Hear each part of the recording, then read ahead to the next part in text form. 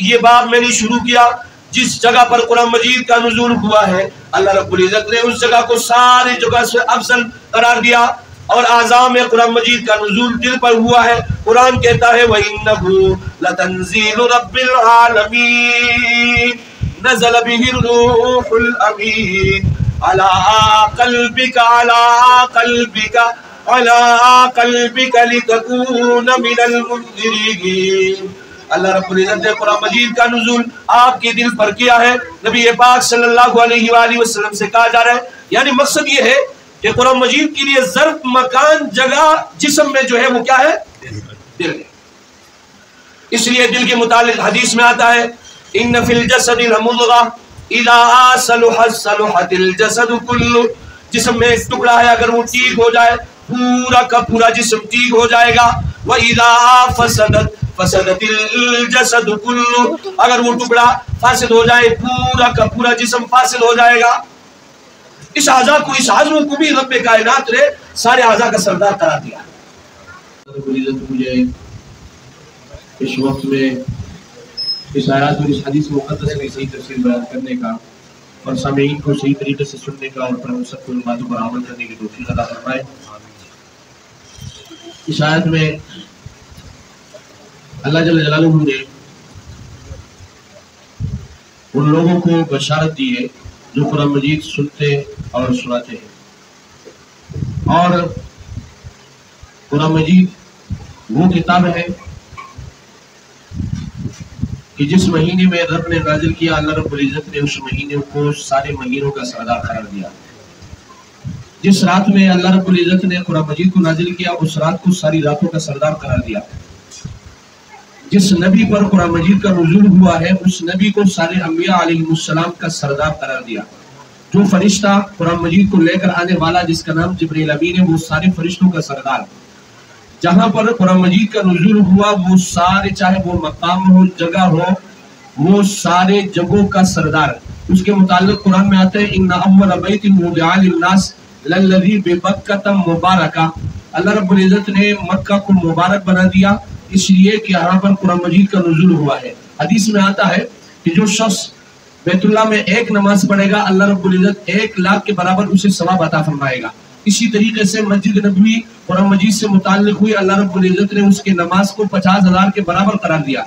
میرے عزیز ساتھیوں، نبی اکرم صلی اللہ علیہ وآلہ وسلم جہاں گئے جہاں پر قرآن مجید کا نزول ہوا ہے، اس کے بعد بیت المقدس سے 25,000 کے مطابق حدیث میں آتا ہے کہ 25,000 اگر ایک نماز بیت المقدس میں ایک شخص ادا کر لے، 25,000 نمازوں کے برابر اسے ثواب ملتا ہے۔ آپ کے علم میں ہوگا کہ نبی پاک صلی اللہ علیہ وآلہ وسلم جب معراج پر گئے تو سب سے پہلے بیت المقدس گئے، اور نبی اکرم صلی اللہ علیہ وآلہ وسلم کو رب کائنات نے ایک لقب عطا کرنا تھا جسے سید الانبیاء، تمام انبیاء علیہ السلام کا سردار بنانا تھا۔ اللہ رب العزت نے اس لیے انہیں معراج کرایا، معراج پر بلایا، اور میرے عزیز ساتھیوں معراج کا مقصد یہی تھا کہ نبی پاک صلی اللہ علیہ وآلہ وسلم تمام انبیاء علیہ السلام کی امامت کرائے۔ غرض یہ کر رہا تھا کہ جو شخص قرآن مجید پڑھے گا، اللہ رب العزت سارے انسانوں سے اسے اونچا عرفہ بلند بنائے گا۔ حدیث میں آتا ہے خیرکم من تعلم القرآن وعلمہ، تم میں سے بہترین لوگ وہ ہیں جو قرآن مجید پڑھے، قرآن مجید سیکھے اور سکھائے۔ اسی طریقے سے من قرأ القرآن وعمل بما فیہ البس والداہ تاجا یوم القیامہ ضوءہ احسن من ضوء الشمس فی بیوت الدنیا لو کانت فیکم فما ظنکم بالذی عمل بہذا، جس سے قرآن مجید پڑھا، حفظہ کا لفظ نہیں آیا ہے، قرأ کا لفظ آیا ہے۔ عربی جاننے والے جانتے ہیں من قرأ القرآن جس سے قرآن مجید پڑھا اور اس کے احکامات پر عمل کیا، اللہ رب العزت فرما رہے کہ کل قیامت کے دن اس کے والدین کو ایسا منور تاج پہنایا جائے گا کہ وہ تاج، اس تاج کی روشنی اس سورج کی روشنی سے زیادہ ہوگی جو سورج کسی کے گھر میں اتر آئے۔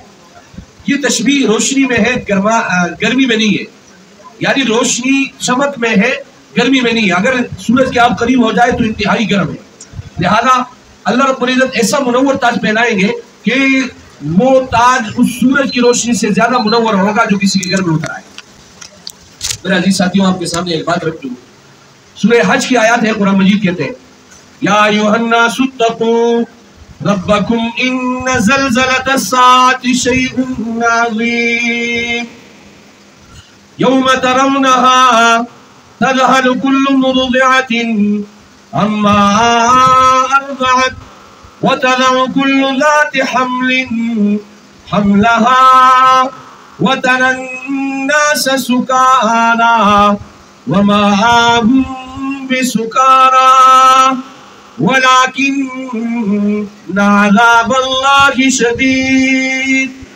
اللہ رب العزت فرما رہے یا ایھا الناس اتقوا، اے وہ لوگوں جنہوں نے تقوی اختیار کیا، ان زلزلۃ الساعہ، بے شک قیامت کا زلزلہ شیء عظیم، بہت بڑا زلزلہ ہوگا. اللہ رب العزت فرما رہے بہت بڑا زلزلہ ہوگا. یوم ترونها، جس دن آپ دیکھو گے، تذہل کل مرضعۃ عما ارضعت، جب دودھ پلانے والی مائیں اپنے بیٹوں کو بھول جائیں گے. وتضع كل ذات حمل حملها وترى الناس سكارى، آپ لوگوں کو دیکھیں گے کہ وہ نشے کی حالت میں. اللہ رب العزت فرما رہے وما هم بسكارى، وہ نشے کی حالت میں نہیں ہوں گے. لیکن اللہ رب العزت فرما رہے ولكن عذاب اللہ شدید، لیکن اللہ رب العزت کا عذاب انتہائی سخت ہوگا. میرے عزیز ساتھیو، ہر ایک شخص جو ہے ایک دوسرے سے، قرآن کہتا ہے یوم یفر المرء من اخیہ وامہ وابیہ وصاحبتہ وبنیہ لکل امرئ منہم یومئذ شأن یغنیہ. ہر ایک شخص کے لیے ایک شان، ایک کیفیت ہوگی جو دوسرے سے مستغنی ہو جائے گا. بیوی اپنے شوہر سے بھاگے گی، یوم یفر المرء من اخیہ، بھائی بھائی سے بھاگے گا، وامہ، والدہ اپنے بیٹے سے بھاگے گی، وابی، والد اپنے بیٹے سے بھاگے گا. میرے عزیز ساتھیوں، وصاحبتی، بیوی اپنے شوہر سے بھاگے گی. لکل امرئ منہم یومئذ شأن یغنیہ، ایک حالت، ایک کیفیت ہوگی جو ایک دوسرے سے مستغنی ہو جائیں گے. میرے عزیز ساتھیوں، یہ حالت اور یہ کیفیت ہے. لیکن اللہ رب العزت فرما رہے وجوہ یومئذ مسفرہ، اس دن بھی ایک چہرے ہوں گے جو چمکتے ہوئے ہوں گے. ضاحکۃ مستبشرہ، خوش ہو، ہنس رہے ہوں گے، اور وہ کہیں گے فاما من اوتی کتابہ بیمینہ، جس کو اللہ رب العزت دائیں ہاتھ میں اعمال نامہ تما دے، وہ کہے گا فیقول ہاؤم اقرءوا کتابیہ، آئیے میرے اعمال نامہ کو پڑھیے. انی ظننت انی ملاق حسابیہ، میری یہ گمان کیا تھا، یہ یقین کیا تھا. انی ظننت انی ملاق حسابیہ، کل قیامت کے دن اللہ رب العزت سے ملاقات ہونی ہے. جس کو اللہ رب العزت دائیں ہاتھ میں اعمال نامہ دے، میرے عزیز ساتھی وہ لوگوں سے کہے گا کہ آئیے ہمارے اعمال نامہ کو پڑھیے. واما من اوتی کتابہ بشمالہ، لیکن جسے بائیں ہاتھ میں تما دے عمل نامہ، فیقول، کہے گا یا لیتنی لم اوت کتابیہ، کاش کہ ہمیں عمل نامہ نہیں ملتا. میرا عزیز ساتھیو، دو طرح کے لوگ ہوں گے. ایک تو یہ ہے کہ اس زلزلے میں اور اس قیامت کی گہما گہمی میں ایک دوسرے سے بھاگ رہے ہوں گے. لیکن ایک لوگ وہ ہوں گے جن کے متعلق میرا نبی فرما رہے کہ وہ ایک دوسرے سے بھاگیں گے نہیں. اللہ رب العزت ان کی وجہ سے ان کے والدین کو منور تاج پہنائیں گے. ایک طرف تو یہ دوڑ لگی ہوئی ہے، والد اپنے بیٹے سے بھاگ رہا ہے، بیٹا اپنے والد سے بھاگ رہا ہے، ماں اپنے بیٹے سے بھاگ رہی. اسی طریقے سے بیوی اپنے شوہر سے بھاگ رہی ہے، شوہر اپنی بیوی سے بھاگ رہا ہے. لیکن دوسرے طرف میرے عزیز ساتھیوں، بھاگا نہیں ہے، بلکہ اللہ رب العزت اس شخص کو بلائیں گے جس نے اپنے بیٹے کو قرآن مجید پڑھایا، قرآن مجید سکھایا، اور اس کا نام لیا جائے گا فلاں، جو فلاں کا بیٹا تھا، اس نے قرآن مجید پڑھا، اس کے احکامات پر عمل کیا. آج اس کے اعزاز میں اس کے والدین کو یہ منور تاج پہنایا جا رہا ہے. حدیث میں آتا ہے کہ آپ اس شخص کے بارے میں کیا کہیں گے؟ فما ظنکم بالذی عمل بہذا، جس نے قرآن مجید خود پڑھا، اس کے بارے میں آپ کا کیا گمان ہے؟ حدیث میں آتا ہے نبی پاک صلی اللہ علیہ وسلم فرما رہے اس حافظ سے کہا جائے گا اقرأ ورتقی، آپ قرآن مجید پڑھتا جا اور جنت کے مراتب پر چڑھتا جا. میرے عزیز ساتھیوں، اگر دیکھا جائے سورہ بقرہ کے ختم کرنے میں انسان کتنے مراتب کو طے کر لیتا ہے. اسی طریقے سے اس کے بعد سورہ آل عمران کے ختم کرنے میں، اسی طریقے سے سورہ نساء کے ختم کرنے میں، سورہ مائدہ کے ختم کرنے میں، سورہ یاسین کے ختم کرنے میں، سورہ مزمل، سورہ مدثر کے ختم کرنے میں، میرے عزیز ساتھیوں کتنے مراتب، کتنے مقامات انسان طے کر لیتا ہے۔ اللہ رب العزت اس حافظ سے کہیں گے اقرا ورتقی، آپ قرآن مجید پڑھتا جا، آپ کے پاؤں کے نیچے جتنی زمین آ جائے وہ آپ کے نام الاٹ ہو جائے گی۔ یہ اللہ رب العزت نے اس کے لیے انعام رکھا ہے۔ اور قرآن مجید کے متعلق آتا ہے ان اللہ یرفع بہذا الکتاب اقواما، اللہ رب العزت نے اس قرآن مجید کے ذریعے سے بہت سارے قوموں کو بلند کیا، وَيَضَعُ بِهِ الْآخَرِينَ، اور بہت سارے قوموں کو جنہوں نے اس کو ترک کیا، جنہوں نے اس کو چھوڑا، اللہ رب العزت نے انہیں گرا دیا۔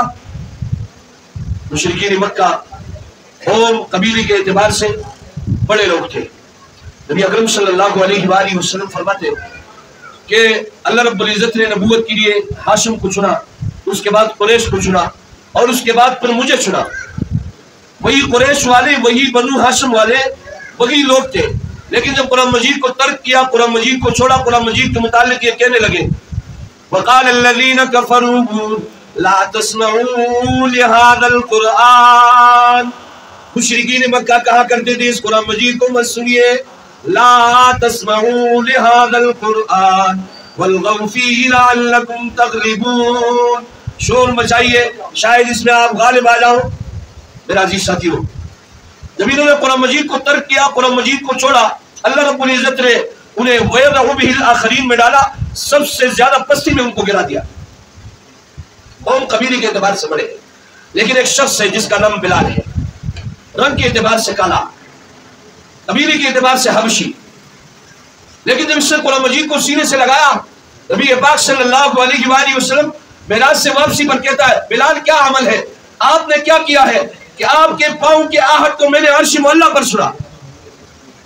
ان اللہ یرفع بہذا الکتاب اقواما کا مطلب ہے اللہ رب العزت نے بلال کو قرآن مجید کو اپنے سینے لگانے کی وجہ سے میرے عزیز ساتھیوں اتنا بلند، اتنا بڑا مقام عطا کیا کہ نبی پاک صلی اللہ علیہ وآلہ وسلم بلال حبشی رضی اللہ تعالیٰ عنہ سے کہہ رہے کہ آپ کے پاؤں کے آہٹ کو میں نے عرش معلیٰ پر سنا۔ اور حدیث میں آتا ہے کہ نبی پاک صلی اللہ علیہ وآلہ وسلم جب جنت میں جائیں گے تو جنت میں جانے کا منظر یہ ہوگا کہ بلال حبشی رضی اللہ تعالیٰ عنہ نبی پاک صلی اللہ علیہ وسلم کے اونٹ کے مہار کو تابع ہوئے ہوں گے۔ میرے عزیز ساتھیوں ذرا غور کیجئے، ذرا سوچئے، اونٹ کے مہار تامنے والا پہلے جائے گا، اس کے بعد میرا نبی جائے گا۔ ان کا مہار کس لیے تاما جاتا ہے؟ ایک بلال حبشی نے، کیونکہ قرآن مجید کو تاما، قرآن مجید کو سینے سے لگایا، بہت ظلم سہے، اور مشرکین نے ان کے اوپر ظلم کیا، ہمیشہ کے لیے ان کو جو ہے میرے عزیز ساتھیوں تبتی اور سلگتی آگ پر انہیں لٹھایا جاتا تھا۔ ان سے کہتے آپ اللہ رب العزت کو وحدہ لا شریک ماننا چھوڑ دے، آپ ہمارے 360 بتوں کو پکارو۔ اس سے کہا نہیں، احد احد احد، ان کے خون اور ان کے چربی کی وجہ سے وہ آگ بجھ جایا کرتی تھی۔ اللہ رب العزت نے قرآن مجید کو سینے لگانے کی وجہ سے وہ مقام عطا کیا ہے۔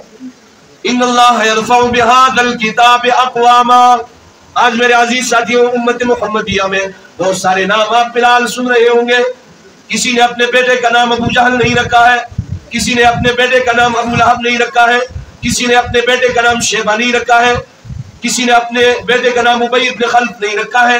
خاندان کے اعتبار سے قریش ہے، بنو ہاشم ہے، نبی پاک صلی اللہ علیہ وسلم کے خاندان والے ہیں، لیکن قرآن مجید کو ترک کیا، قرآن مجید کو چھوڑا، قرآن مجید کے متعلق کہنے لگے لا تسمعوا لهذا القرآن، اس قرآن مجید کو مت سنو، والغوا شور مچاؤ، والغوا فیہ لعلکم تغلبون، شاید تم غالب آ جاؤ۔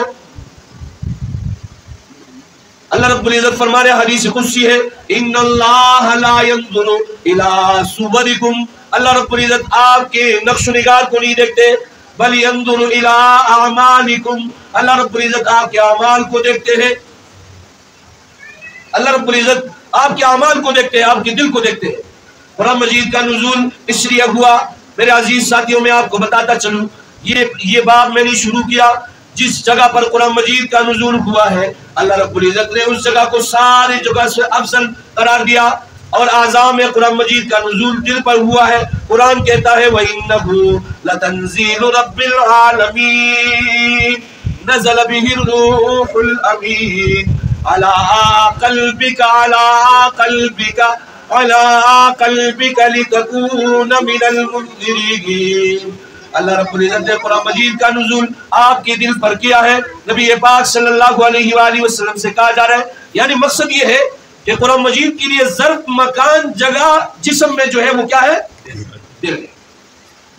اس لیے دل کے متعلق حدیث میں آتا ہے ان فی الجسد لمضغہ اذا صلحت صلحت الجسد کلہ، جسم میں ایک ٹکڑا ہے، اگر وہ ٹھیک ہو جائے پورا کا پورا جسم ٹھیک ہو جائے گا، وَإِذَا فَسَدَتْ فَسَدَتِ الْجَسَدُ كُلُّهُ، اگر وہ ٹکڑا فاسد ہو جائے پورا کا پورا جسم فاسد ہو جائے گا۔ اس اعضاء کو، اس عضو کو بھی رب کائنات نے سارے اعضاء کا سردار قرار دیا۔ ان فی الجسد لمضغہ اذا صلحت صلحت الجسد كلہ واذا فسدت فسدت الجسد كلہ۔ عرض کرنے کا مقصد یہ ہے، اگر کوئی شخص چاہے کہ میں سردار بنوں، میرا بیٹا سردار بنے، میرا خاندان والا سردار بنے، اللہ کے ہاں وہ قریب ہو جائے، نسخہ یہ ہے کہ اسے قرآن مجید سے جوڑنا ہوگا، قرآن مجید سے ملانا ہوگا، اپنے آپ کو قرآن مجید سے جوڑنا ہوگا، اللہ رب العزت آپ کو سردار بنا دے گی۔ میرا عزیز ساتھیو، آج مسلمانوں کا قرآن مجید سے دوری ہے، اور قرآن مجید سے دور ہونے کی وجہ سے آج مسلمانوں کے گھر میں قرآن مجید نہیں پڑھا جاتا ہے۔ تب پڑھا جاتا ہے جب کوئی خودگی ہو جائے، اس وقت جو ہے اس گھر سے قرآن مجید کی آواز آتی ہے، ورنہ تو نبی اکرم صلی اللہ علیہ وآلہ وسلم کے دور میں نبی اکرم صلی اللہ علیہ وآلہ وسلم صحابہ کرام رضوان اللہ اجمعین راتوں کو قرآن مجید پڑھا کرتے تھے۔ نبی اکرم صلی اللہ علیہ وسلم کا واقعہ ہے، ابو جہل، ابی ابن خلف، یہ سارے نبی اکرم صلی اللہ علیہ وسلم کے قرآن مجید سننے کے لیے آیا کرتے تھے،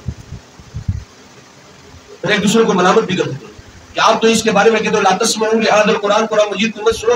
آج آپ قرآن مجید سننے کے لیے اکٹھے ہو رہے، قسمیں کھائی کہ آئندہ کے لیے نہیں آئیں گے۔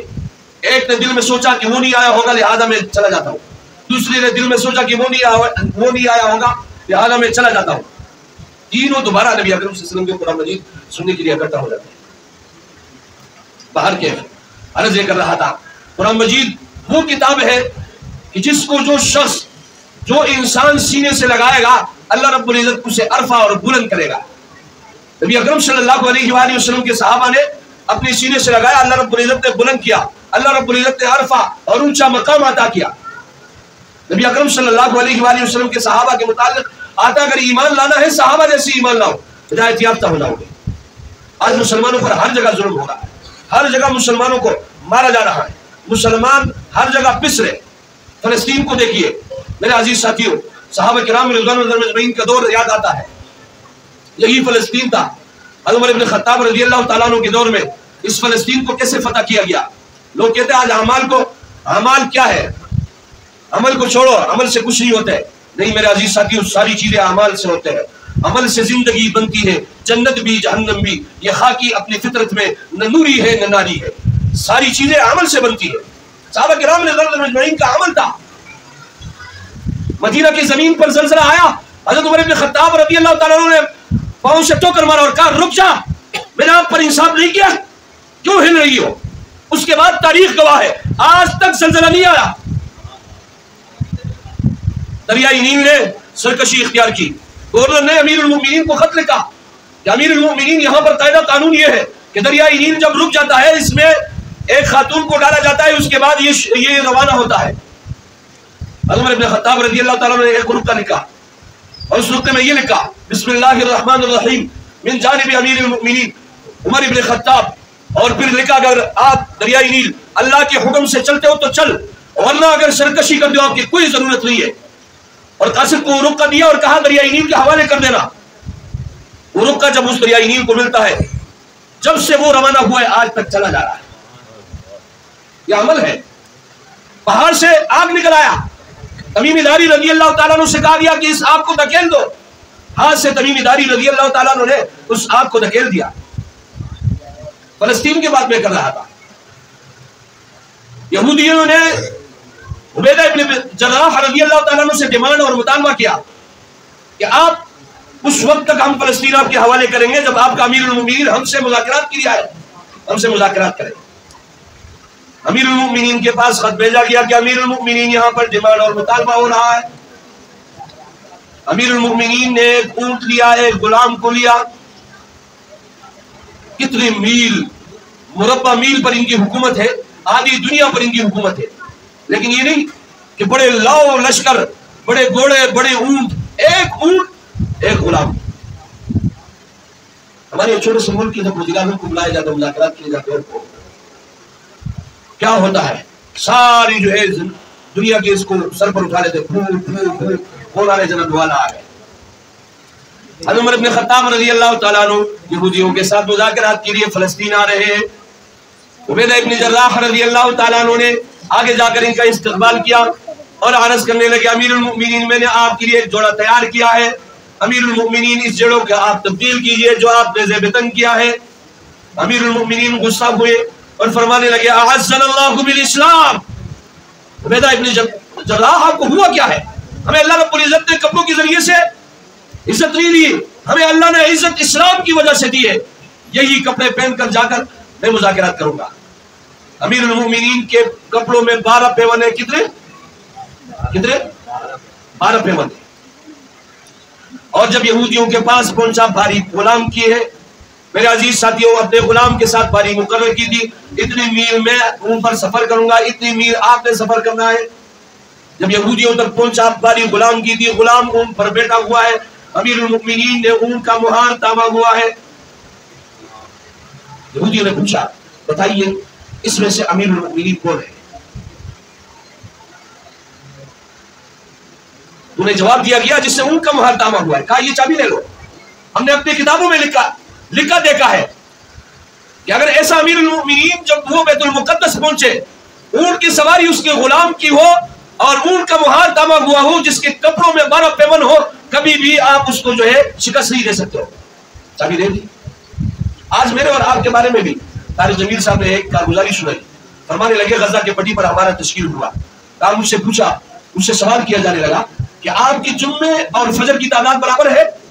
میں نے نفی میں جواب دیا، کہا نہیں، آپ کو پتہ ہے ہمارے جمعے کی تعداد الگ ہوتی ہے، فجر کی تعداد الگ ہوتی ہے۔ کہا ہم نے اپنی کتابوں میں لکھا پڑھا ہے کہ اگر جمعے اور فجر کی تعداد مسلمانوں کی برابر ہو جائے، کوئی قوم ان کو شکست نہیں دے سکتی۔ آپ کے سامنے ایک بات اور رکھ دوں، آج ہم نے نبی اکرم صلی اللہ علیہ وسلم کی سنتوں کو چھوڑا ہے، اس وجہ سے مسلمان پسے جا رہے ہیں۔ اسرائیل کا جو پہلا وزیر اعظم تھا، یہ ملک آپ کو پتہ ہے ہمارا پاکستان اور یہ ایک ہی ساتھ آزاد ہوا ہے، وہ بھی مذہب کے نام پر آزاد ہوا ہے، یہ بھی مذہب کے نام پر آزاد ہوا ہے۔ اس کا پہلا وزیر اعظم جب مرتا ہے، ایک صحابی کو بلا کر پوچھتا ہے، ایک صحابی کو بلاتا ہے، کہتا ہے میرے جانے کا وقت آیا، لیکن میں آپ کے سامنے چند باتیں شیئر کرنا چاہتا ہوں، چند باتیں آپ کے سامنے رکھنا چاہتا ہوں۔ ہم نے آج تک مسلمانوں کی نبی کی سیرت کو دیکھا اور اس سیرت پر ہم نے عمل کیا، اور نبی اکرم صلی اللہ علیہ وآلہ وسلم کا سیرت اسرائیل کا وزیر اعظم اپنے صحابی کو بتا رہے، نبی اکرم صلی اللہ علیہ وآلہ وسلم کہو یار، ذرا دل سے کہو یار، ایک مرتبہ اور کہو، کیونکہ یہ بڑی بعید ہے۔ آپ لوگوں نے وہ حدیث سنی ہوتی نا، جبریل امین نبی اکرم صلی اللہ علیہ وسلم کے پاس تشریف لائے اور نبی اکرم صلی اللہ علیہ وسلم ممبر کے ایک سیڑھی پر پاؤں رکھا، آمین کہا، اس کے بعد دوسرے پر رکھا، آمین کہا، تیسرے پر رکھا، آمین کہا۔ اس میں سے ایک بددعا یہ تھی کہ آپ کے ساتھ آپ کا نامی جن کے سامنے آئے صلی اللہ علیہ وسلم درود نہ بھیجے، ہلاک ہو جائے۔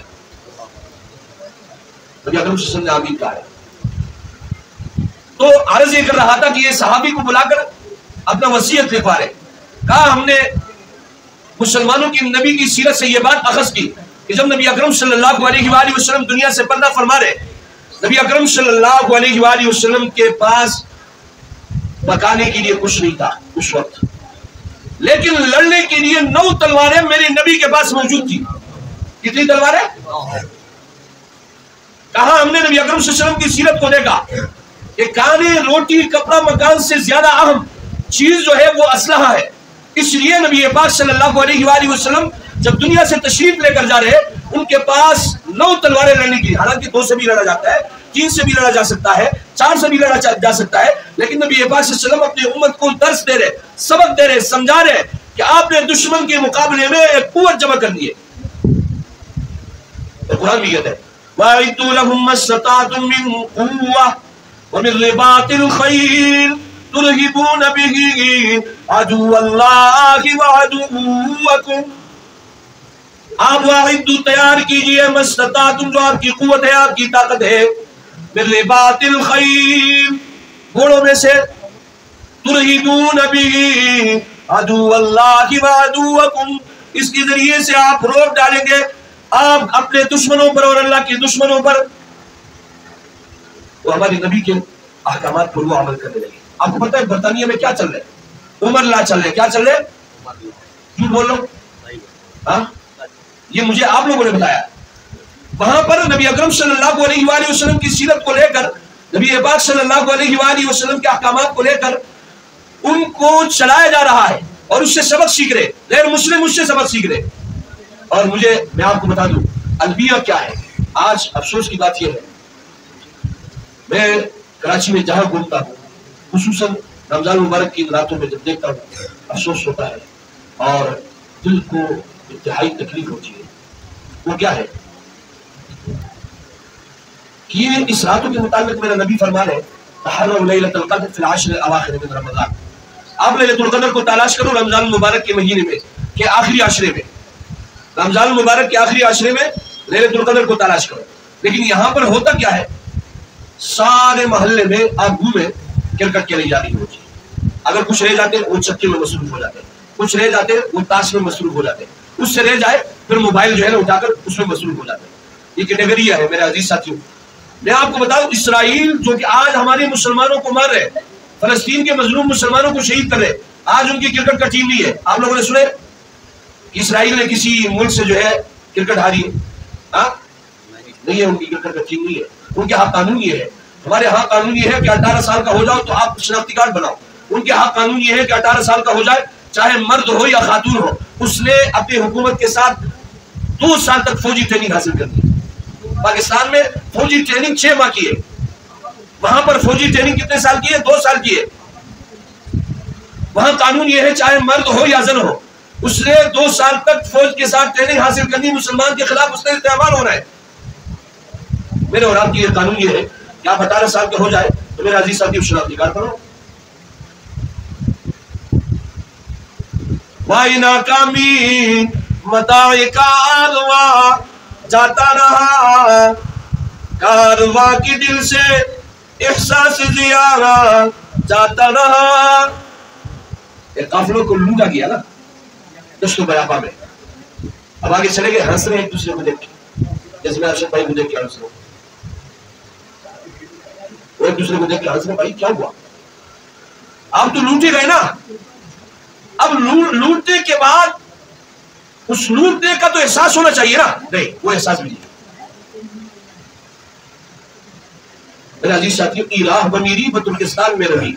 یہ جو راستہ مسلمانوں نے اور ہم پاکستانیوں نے اختیار کیا یہ ترکستان کو جا رہا ہے.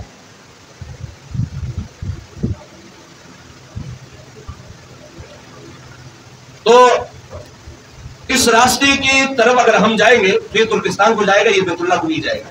باہر کے میرے عزیز ساتھیوں چونکہ مجھے آرڈر بھی ملا کہ باتیں لمبی ہوگی لہٰذا دعا کی طرف آئیں گے.